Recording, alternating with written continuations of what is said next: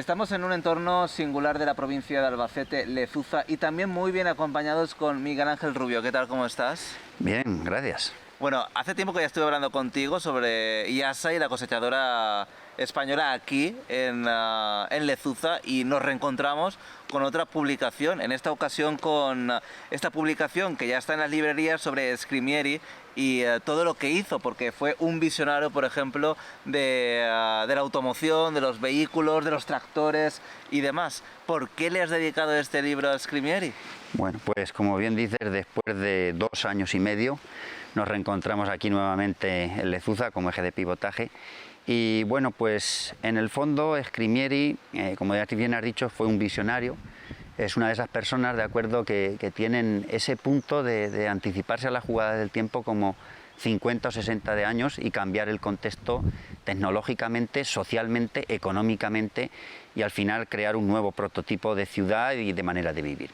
El hecho de que haya dedicado este libro a Scrimieri, considero que la historia nunca, de acuerdo, sepulta, digamos, la verdad, sino que siempre la arroja a la luz, aunque haya de pasar mucho tiempo. Scrimieri, en una especie de justicia poética, merece ser recuperado de las costuras del olvido y ser enmarcado otra vez en los ejes del presente, porque lo que hizo fue no una proeza, sino muchas proezas mecánicas, industriales, y supo reinventarse en varias ocasiones. Un hombre que no era su patria, vino aquí en España, lo ató el amor, y a partir de ahí se pudo metamorfosear. Eso te iba a decir, que el apellido no es español. ¿Por qué vino aquí exactamente? ¿Ya Valladolid, si no me equivoco? ¿O sí. dónde Bueno, pues él, hay que pensar que nace en Noboli en el año 1914, en el seno de una familia muy numerosa. Eran 8 hermanos, él es el segundo de 8 hermanos. Sabemos cómo era el sur de Italia, lo depauperado que está, las necesidades que tiene. Pronto se traslada esa familia a Taranto, y después de estar en Taranto se trasladan a Turín, que era el núcleo industrial donde estaba la FIA, donde estaban las grandes marcas, y empieza a trabajar, de hecho, en la FIA. Pero cuando llegan los años de la guerra civil, Mussolini, como tenía puntos de vinculación de acuerdo con el régimen nacional, en la sublevación envió un contingente de tropas. Concretamente se habla de unas entre 37.000 y 50.000 hombres. 50.000 hombres no hubo en España al tiempo, pero sí que se habla de 32.000.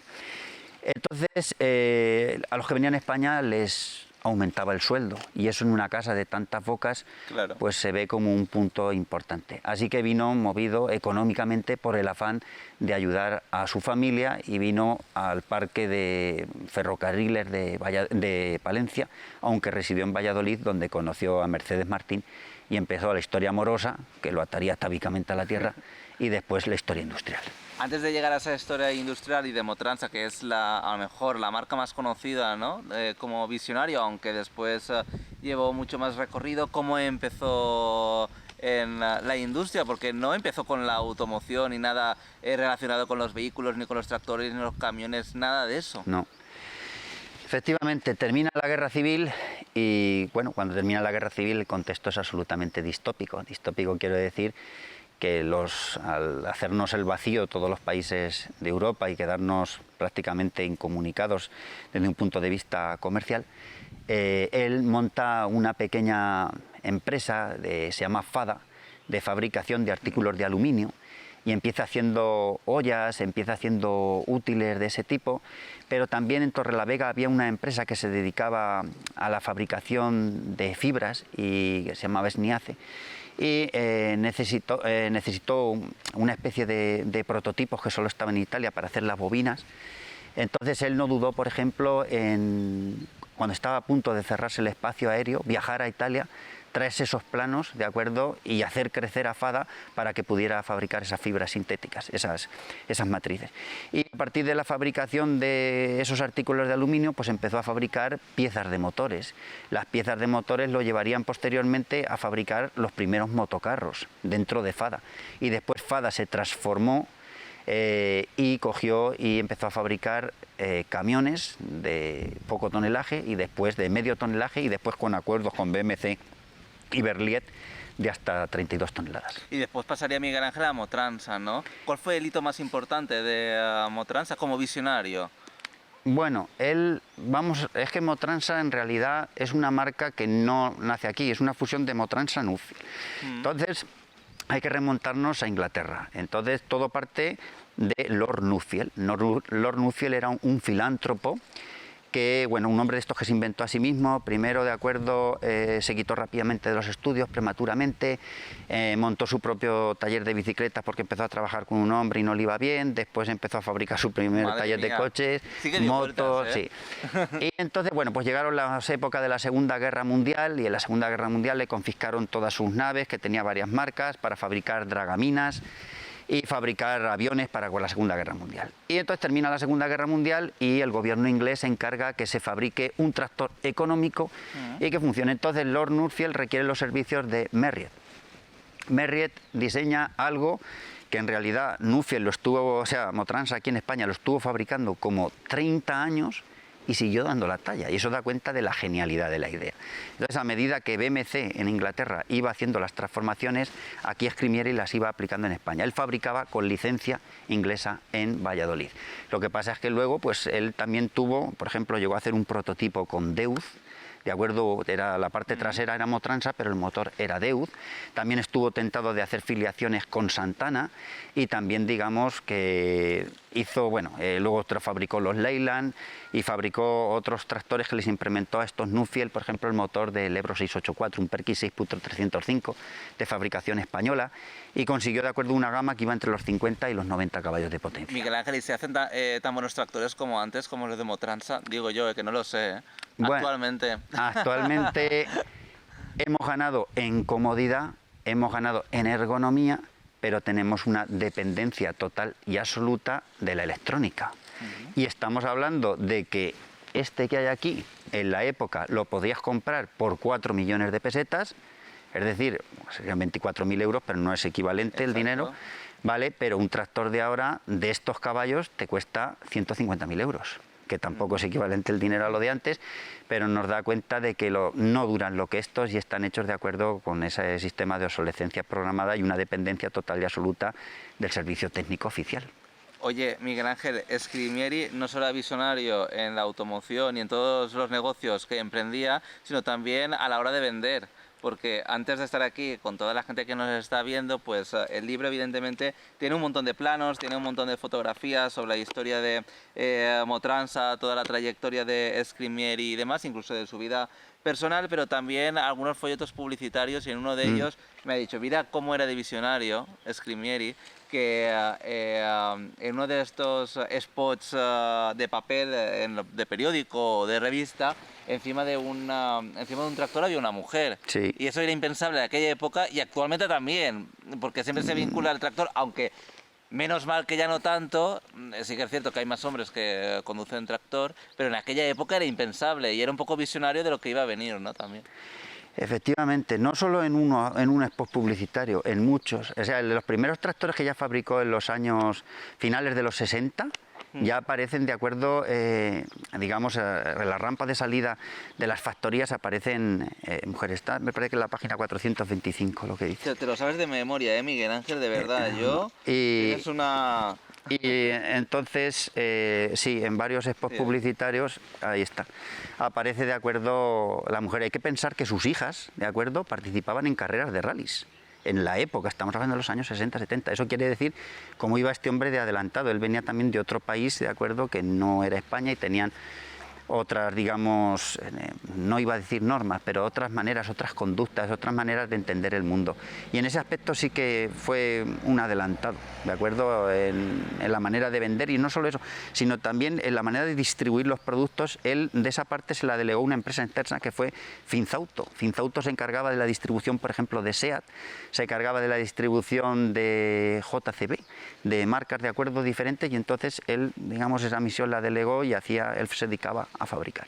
No solo era visionario del motor, porque yo creo que se le quedó un poco pequeño Motransa, yo creo, ¿no? Porque después, ¿qué pasó? Después de todo lo que consiguió con Motransa. Bueno, Motransa es el resultado de, digamos, de una crisis previa.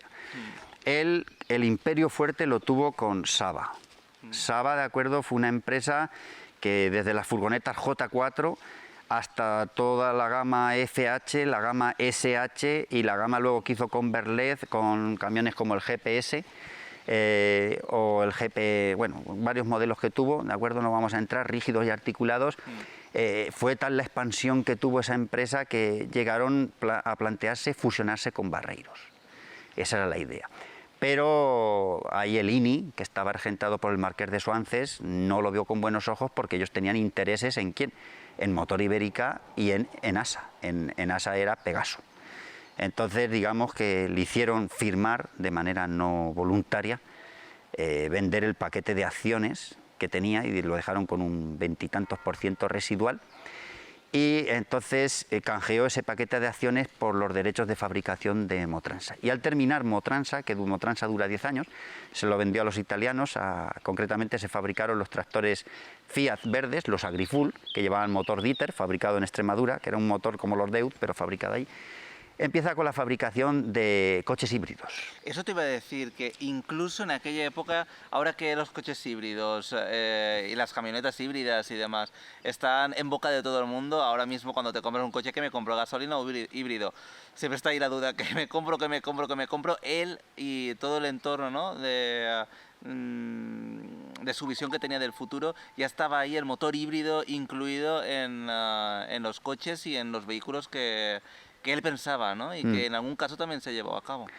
Efectivamente, se llevaron a cabo, fue galardonado ya en el año 1986 por las creaciones experimentales que hizo en este aspecto.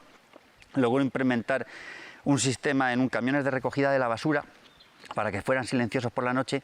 Llevaban un motor térmico y un motor eléctrico y se alimentaban con baterías. Tenía el motor térmico para los trayectos largos, de acuerdo, extraurbanos, y para los trayectos que eran urbanos tenía el motor eléctrico. También lo hizo, de acuerdo, en empresas de recogida de basura de Valladolid, en Roma y en otros puntos de España. Y también llegó a haber furgonetas de reparto de mensajería tipo Seur.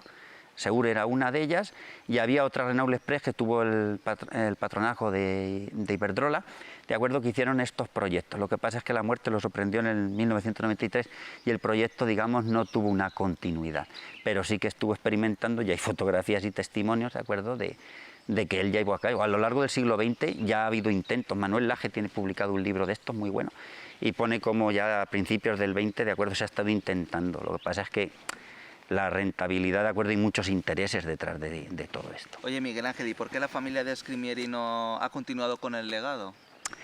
Pues porque, por ejemplo, el hijo de Scrimieri, desafortunadamente en esas carreras de rallies de las que te he hablado anteriormente, su hijo Francisco, que él contaba mucho para que continuase Motransa con él, tuvo un accidente, y ese accidente lo dejó, de acuerdo, impedido y no podía desarrollar las tareas laborales. Luego tenía más negocios estratificados que se encargaron más parte de la familia, y también, por ejemplo, su hija Rosarieta desarrolló la labor de, creo que era profesora de italiano en la Complutense de Madrid. Como vemos, ya cada uno, digamos, el negocio se va diversificando. Mercedes, que era la otra hija, trabajaba de profesora de lengua española en Valladolid.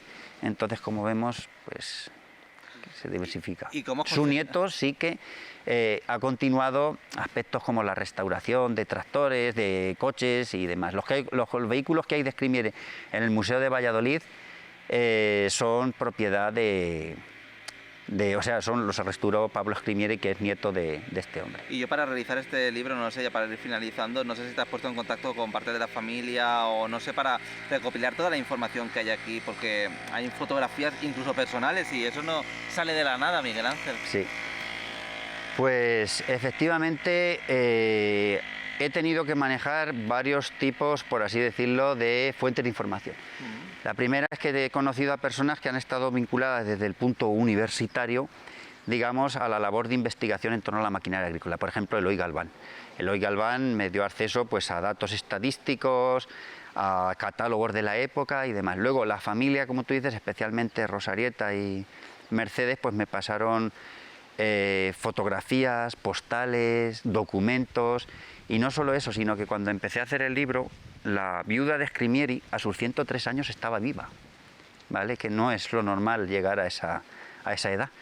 y la mujer pudo ver el manuscrito de pruebas Qué suerte. de Supongo ese que muy libro. contenta estaría la mujer. Pues por lo que me han dicho, sí. Yo no la pude llegar a conocer porque falleció en mayo del año pasado, pero y eso, y con Pablo Scrimieri también me pasó muchos documentos, porque Pablo, al tener, digamos, filiación con la mecánica, pues Sí. me ha pasado esquemas, me ha dicho proyectos, me ha contado anécdotas, incluso ahí al final bosqueja un poquito la trayectoria de su padre, de Cosme, con Francesco Scrimieri, de acuerdo cómo colaboraba en la empresa, cómo se ha dilucidado un poco, se ha arrojado la luz que se ha podido. Tengo dos últimas preguntas. La primera, si estás restaurando algún tractor actualmente, yo sé que coleccionas o te gusta tener tractores en tu almacén, no sé si estás restaurando alguno ahora mismo. Ahora mismo este es el único que tengo operativo, quiero decir, porque el pequeño, el 155, estoy, digamos, dándole una capa de pintura a los capots y al frontal.